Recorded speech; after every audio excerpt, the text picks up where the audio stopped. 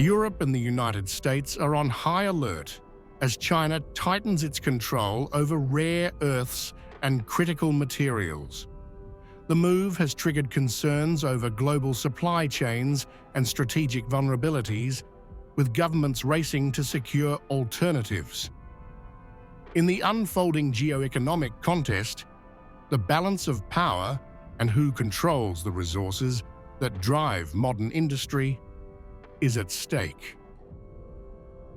Europe is racing to secure alternatives.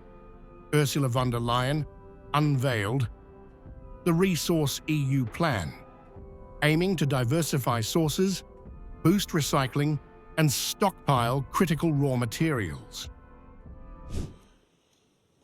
In recent weeks and months, China has dramatically tightened export controls over rare earth and battery materials.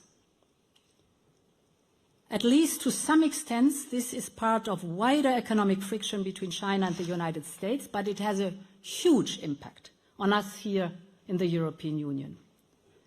We all know how important rare earths are for our industry, whether for cars, semiconductors, or military equipment. The decisions announced by the Chinese government on October 9th poses a significant risk.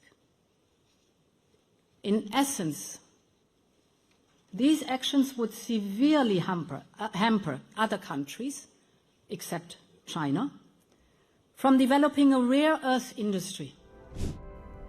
Across the Atlantic, President Donald Trump is currently en route to Malaysia to attend the ASEAN summit, where he is also expected to meet Xi Jinping. He urged China to pressure Russia and warned of potential tariff escalation, highlighting the strategic stakes of the rare earths dispute. What are you expecting from your meeting with President Xi, and what is your message to him? Well, we have a lot of things to discuss, including our farmers. We have a lot of things to discuss.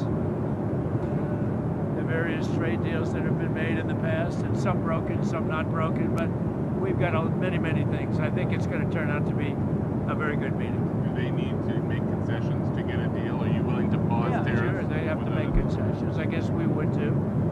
We're at a 157% tariff for them. I don't think that's sustainable for them, and they want to get that down, and we want certain things from them.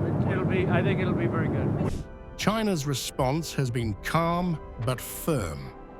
Beijing urges Europe to resolve trade disputes through dialogue, emphasizing transparency, WTO rules, and mutual benefit, positioning itself as a stabilizing force in global markets.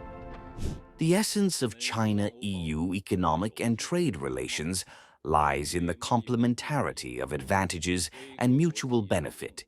We hope the EU will honor its commitment to supporting free trade and opposing trade protectionism, provide a fair, transparent, and non-discriminatory business environment for enterprises of all countries, take concrete actions to uphold the rules of the market economy and the WTO, and properly resolve trade differences through dialogue and consultation. Head of State diplomacy plays an irreplaceable strategic role in guiding China-US relations. The two leaders maintain close exchanges and communication. Meanwhile, as world leaders began their trip to Kuala Lumpur, the Chinese and American delegations undertook serious talks to de-escalate the trade war, signaling China's strategic leverage over global supply chains.